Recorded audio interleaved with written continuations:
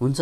हाम्रो YouTube channel हेरेर बसिरहनुभएका हजुरहरू सबैजनालाई नमस्ते र हाम्रो युट्युब च्यानल टर्निङ पोइन्टमा हार्दिक स्वागत छ। म लोकप्रसाद ढकाल, पेसाले एनजिओ कर्मी अथवा एनजिओमा काम गर्ने व्यक्ति। विगत 7 वर्षदेखि म नेपालका प्रतिष्ठित एनजिओहरूमा काम गर्दै आइरहेको छु र म अहिले पनि काम गरिरहेको छु।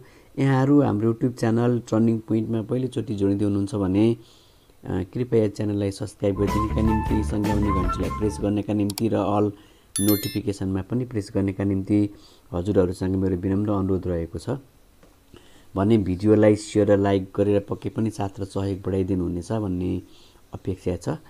पर्सनल्ली जोडिएर थप कुराकानीहरू गर्न चाहनुहुन्छ भने हाम्रो फेसबुक पेज टर्निङ पोइन्ट हन्ड्रेडलाई लाइक र फलो गर्न यहाँहरूसँग मैले विनम्र अनुरोध गरेँ।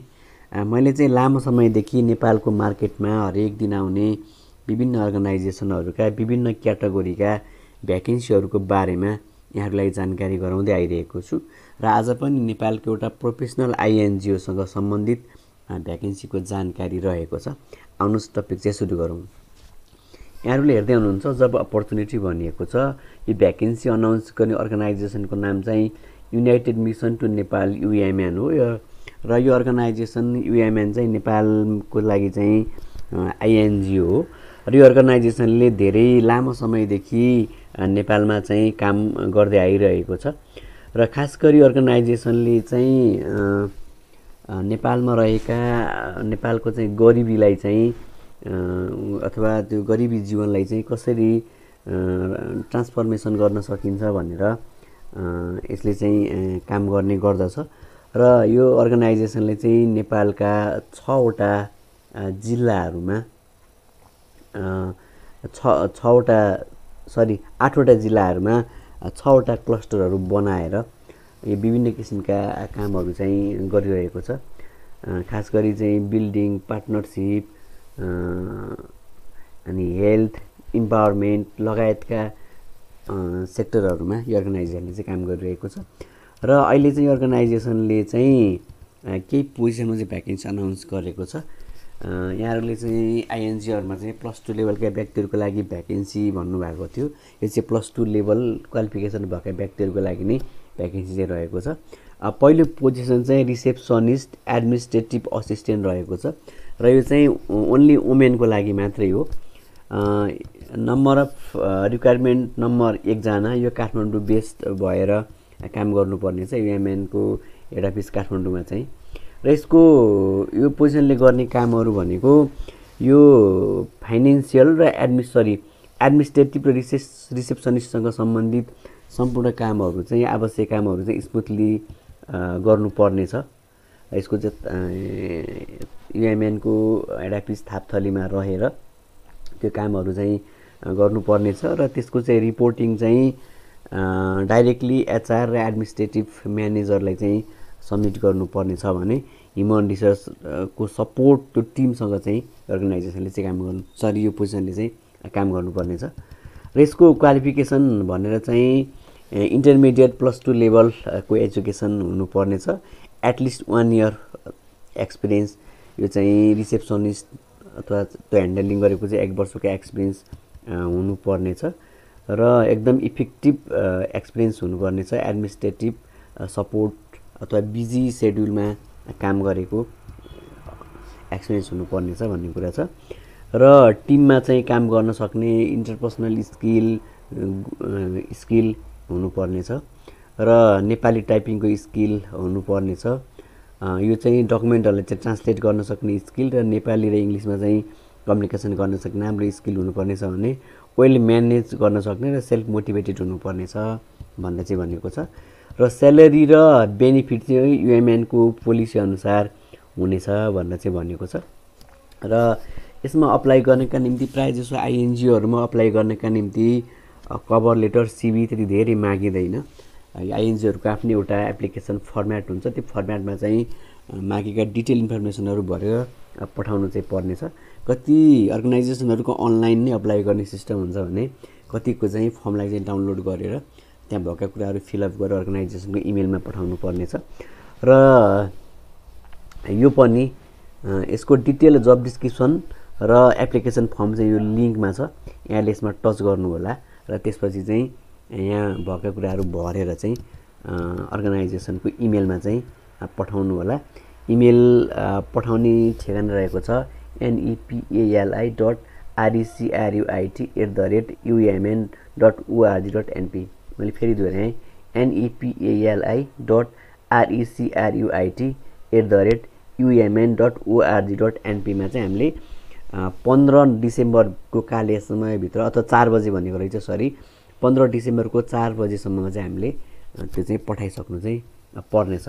फर्म के छ कस्तो हुन्छ भनेर म अहिले यहाँलाई पछि त्यसको बारेमा जानकारी गराउँछु। र यो अर्गनाइजेसनमा अर्को पनि पोजिसनमा चाहिँ भ्याकेन्सी अनाउन्स गरेको छ, त्यसलाई हामी एकचोटि हेरौँ। अर्को पोजिसन भनेको प्रोजेक्ट म्यानेजर रहेको छ, हेल्थ रिलेटेड प्रोजेक्टको लागि प्रोजेक्ट। यसमा पनि वुमेन ओन्ली भनेको छ र यसको सङ्ख्या प्रोजेक्ट म्यानेजर 1 जना चाहिएको छ। रुकुम पूर्वी क्लस्टरको लागि, रुकुमकोटको लागि रहेको छ। र यो पोजिसनले गर्ने ओभरअल काम भनेको चाहिँ यो प्रोजेक्टलाई चाहिँ सक्सेसफुल्ली ढङ्गले चाहिँ इम्प्लिमेन्टेसन गर्नका निम्ति चाहिँ सपोर्ट गर्ने, प्रोजेक्ट टिमहरूलाई सपोर्ट गर्ने र त्यसलाई इम्प्लिमेन्टेसन गर्ने यसको चाहिँ मुख्य काम चाहिँ रहेको छ। र यसमा मिनिमम यसको क्वालिफिकेसन भनेको पब्लिक हेल्थ साइकोलोजीहरूमा चाहिँ मास्टर्स डिग्री गरेको र 3 वर्षको वर्क एक्सपिरियन्स भएको हुनुपर्नेछ, अथवा चाहिँ यी सब्जेक्टहरूमा चाहिँ ब्याचलर डिग्री भएको हो भने चाहिँ 5 वर्षको चाहिँ वर्क एक्सपिरियन्स हुनुपर्नेछ भनेर भनेको छ। र एक्सिलेन्ट यो अन्डरस्ट्यान्डिङ हेल्थसँग रिलेटेड इस्युहरू, मेन्टल हेल्थका इस्युहरू, इकोनोमिक डेभलपमेन्टको बारेमा चाहिँ नलेज भएको हुनुपर्नेछ नेपालको सन्दर्भमा। सँगसँगै चाहिँ यो project management, planning, budgeting, monitoring, reporting, प्रपोजलहरू डेभलप गर्ने कुराहरूको चाहिँ नलेज भएको हुनुपर्नेछ। यो प्रोजेक्ट म्यानेजमेन्टमा चाहिँ bottom up approach, project designing र यसको चाहिँ इम्प्लिमेन्टेसन गर्ने, मोनिटरिङ गर्ने, इभ्यालुएसन गर्ने त्यसको चाहिँ नलेज भएको हुनुपर्नेछ। र यो चाहिँ नेपालको चाहिँ पोभर्टीको सन्दर्भमा चाहिँ डे टु डे चाहिँ त्यसको बारेमा चाहिँ अप टु डेट भएको हुनुपर्नेछ के छ अवस्था भनेर। त्यसपछि चाहिँ लोकल पार्टनरहरूसँग चाहिँ योभन्दा अगाडि लोकल पार्टनरहरूलाई चाहिँ म्यानेज गरेको स्किल्स हुनुपर्नेछ। नेटवर्किङ र कोअर्डिनेसन स्किल हुनुपर्नेछ। रिलेटेड स्टेक होल्डर्सहरूसँग चाहिँ काम गरेको, रिमोट एरियाहरूमा चाहिँ काम गरेको स्किल हुनुपर्नेछ भन्ने कुरा चाहिँ रहेको छ भने इङ्ग्लिस र नेपालीमा चाहिँ कम्युनिकेसन गर्न सक्ने हुनुपर्नेछ भनेर भनेको छ। र salary and benefit will be according to UMN policy अनुसार चाहिँ स्यालेरी बेनिफिट चाहिँ हुनेछ। र यो अप्लाई गर्ने डेडलाइन पनि त्यही रहेको छ, 14 डिसेम्बरको 4 बजीभित्र चाहिँ अप्लाई गरिसक्नुपर्नेछ। अप्लाई गर्ने इमेल ठेगाना रहेको छ nepali.recruit@umn.org.np। यो चाहिँ नेपालका सबै ठाउँमा रहनुभएका महिला दिदीबहिनीहरूले मात्रै अप्लाई गर्न मिल्छ। नेपालको हरेक कुनाबाट चाहिँ अप्लाई गर्न मिल्छ। यहाँहरूको स्किल, एक्सपिरियन्स म्याच गर्छ भने चाहिँ अप्लाई गर्न मिल्छ है। अब अप्लाई गर्नका निम्ति यसमा सिभी, एप्लिकेसन अरू केही पनि पठाउनु पर्दैन, ओन्ली एउटा फर्म छ, त्यो फर्म चाहिँ पठाउनु पर्नेछ। र यी पोजिसनहरूको डिटेल जब डिस्क्रिप्सन पनि यसमा नै रहेको छ, यहाँबाट हेर्न सक्नुहुन्छ। यसलाई एक्चुअली टच गरेर हेरौँ के छ भनेर। यो खुल्दैछ, मेरोमा चाहिँ नेट अलिकति स्लो छ, यो खुल्दैछ। यो चाहिँ खुलिसकेको छ। यसमा यहाँले हेर्न सक्नुहुन्छ एउटा रिसेप्सनिस्ट, एडमिनिस्ट्रेटिभ असिस्टेन्ट भनेको छ, अर्को project manager health PRO act भनेको छ। अब त्यसपछि चाहिँ लोकेसन काठमाडौँ एउटा चाहिँ रुकुम इस्ट हो। र दुईवटा कुरा छ, एउटा चाहिँ यसमाले यो लिङ्कमा चाहिँ क्लिक गर्नुभयो भने चाहिँ यी पोजिसनहरूको चाहिँ डिटेल जब डिस्क्रिप्सन के गर्ने हो भन्ने कुरा डिटेल यहाँ छ, यहाँले डाउनलोड गरेर डिटेलमा चाहिँ अध्ययन गर्नु पर्ला। त्यसपछि यतापट्टि चाहिँ यो लिङ्कमा चाहिँ क्लिक गर्नुभयो भने हाम्रो चाहिँ जुन हामीले अप्लाई गर्ने एउटा फर्म छ, त्यो फर्म चाहिँ यो पोजिसन अनुसार चाहिँ रहेको छ है। अब त्यो फर्मभित्र के छ हामी एकचोटि सरसर्ती हेरौँ। त्यो फर्ममा के छ हेरौँ एकचोटि सरसर्ती।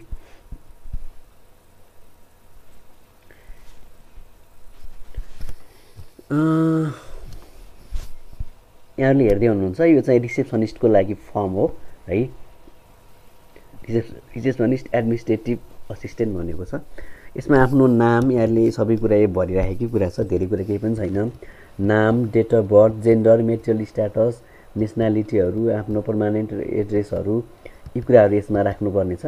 नम्बर 2 मा चाहिँ क्वालिफिकेसन के छ भन्ने कुरा राख्नुपर्ने छ। हेर्दै हुनुहुन्छ यहाँले पक्कै पनि। क्वालिफिकेसन राख्दा चाहिँ यतापट्टि लेभल भनेको छ BA, MA के हो यतापट्टि लेख्ने, सबैभन्दा अन्तिम डिग्री अनुसार लेख्ने। त्यसपछि सब्जेक्ट के हो त्यसमा, यस्तो बिजनेस इक्जाम्पलै दिएको छ यहाँ, अथवा चाहिँ रुरल डेभलपमेन्ट, सोसियोलोजी के हो त्यो लेख्ने। यतापट्टि कुन युनिभर्सिटीबाट प्राप्त गर्नुभएको त्यो डिग्री, युनिभर्सिटीको नाम लेख्ने। यतापट्टि कहिलेदेखि कहिलेसम्म चाहिँ त्यसमा चाहिँ स्टडी गरियो र कुन डिभिजन छ भन्ने कुरा रिजल्ट यतापट्टि लेखिदिने। त्यसपछि 3 नम्बरमा चाहिँ आफ्नो जब एक्सपिरियन्स के छ भन्ने कुरा लेख्ने।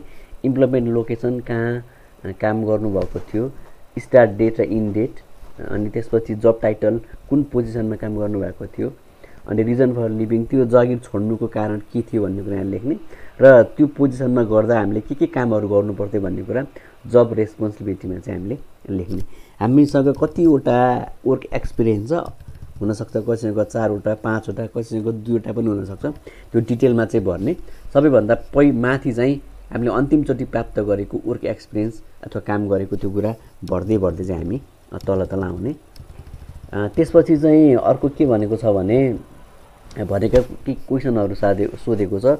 What are the top 5 skills, characteristic and personal qualification needed to perform the receptionist and admin assistant. त्यो यो पोजिसनको लागि चाहिने 5 वटा स्किल चाहिँ के हो त्यो लेख्नुपर्ने छ 4.1 मा। 4.2 मा चाहिँ how will your post experience help in doing the job, what kind of challenges face during the role, how do you plan to meet the. यो तपाईँले काम गर्दाखेरि चाहिँ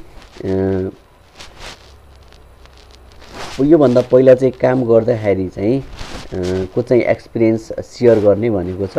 र त्यसपछि त्यहाँ के खालको च्यालेन्जेस आयो र त्यसलाई चाहिँ ओभरकम गर्नका निम्ति चाहिँ कसरी काम गर्नुभयो भन्ने कुरा चाहिँ 4.2 मा चाहिँ लेख्नुपर्ने छ।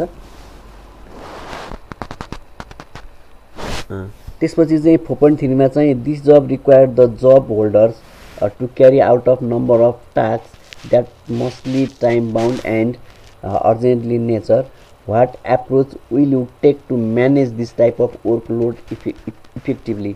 यो वर्कलोडलाई चाहिँ म्यानेज गर्न कसरी चाहिँ इफेक्टिभली काम गर्नुहुन्छ त्यो चाहिँ लेख्नुपर्ने भनेको छ।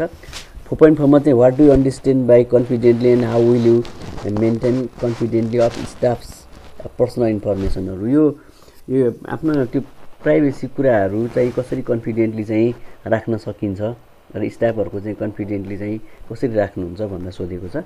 What have you applied of this role and why should you consider as possible candidate, यहाँले यो कुरा पनि पक्कै पनि भन्नुहुन्छ। त्यसपछि 5.1 मा चाहिँ describe a time when you have improve that change something for the better. यो राम्रो गर्नका निम्ति चाहिँ तपाईँले के चेन्ज गर्नुभयो भन्ने कुरा यसमा लेख्नुपर्ने छ। यो आफूले काम गर्दाखेरिको एक्सपिरियन्सको कुराहरू चाहिँ रहेको छ। In your current or most recent job how did you share information, skills, knowledge with others. अहिले गरिरहेको कामको चाहिँ स्किल्सहरू के छ भन्ने कुरा, नलेजहरू, अहिले यो सबै कुराहरू चाहिँ 5.2 मा लेख्नुहुनेछ। त्यसपछि 5.3 मा चाहिँ describe a time when you have so great flexible in your job and describe the effect you had. यो तपाईँले काम गर्दाखेरि चाहिँ तपाईँ एकदम फ्लेक्सिबल भएको समयको कुरा र त्यसपछि चाहिँ त्यसले चाहिँ के गर्यो, त्यो फ्लेक्सिबलले चाहिँ कस्तो खालको असर गर्यो भन्ने कुरा लेख्नुपर्ने छ भनेको छ। त्यसपछि 5.4 मा चाहिँ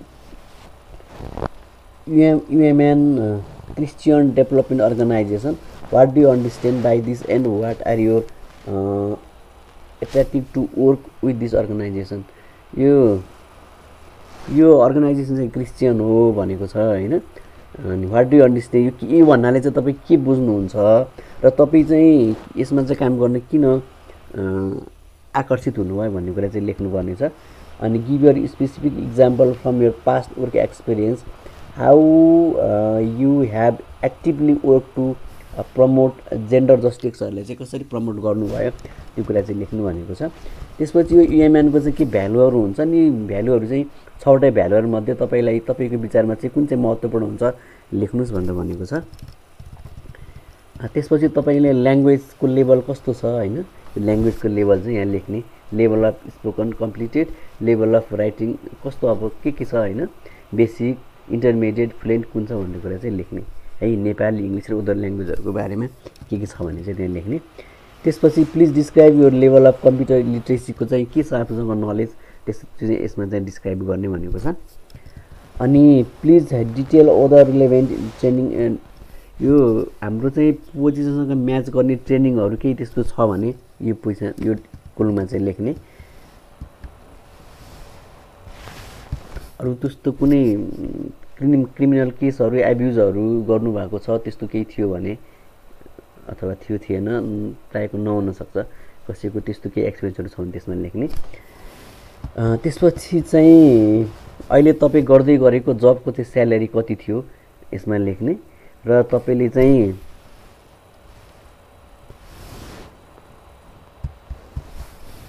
तपाईँलाई अफर गर्यो भने चाहिँ कहिलेदेखि चाहिँ काम स्टार्ट गर्नुहुन्छ भन्ने कुरा यहाँ लेख्ने। त्यसपछि चाहिँ रिफरेन्स लेख्ने 2 जनाको चाहिँ तपाईँलाई कसको लेख्न मन लाग्छ त्यसको चाहिँ नेम, जब टाइटल, अर्गनाइजेसन, कन्ट्याक्ट इन्फर्मेसनहरू यसमा लेख्ने। र अन्तिममा चाहिँ तपाईँको सिग्नेचर, यो फर्म भरेको डेट लेख्ने। अनि त्यसपछि कम्प्लिट हुन्छ। त्यसपछि अर्गनाइजेसनको इमेलमा चाहिँ यसलाई चाहिँ सेन्ड चाहिँ गरिदिने। आशा छ यो जानकारी, यो प्रस्तुति पक्कै पनि यहाँलाई महत्त्वपूर्ण रह्यो होला भन्ने मेरो व्यक्तिगत अपेक्षा र बुझाइ छ।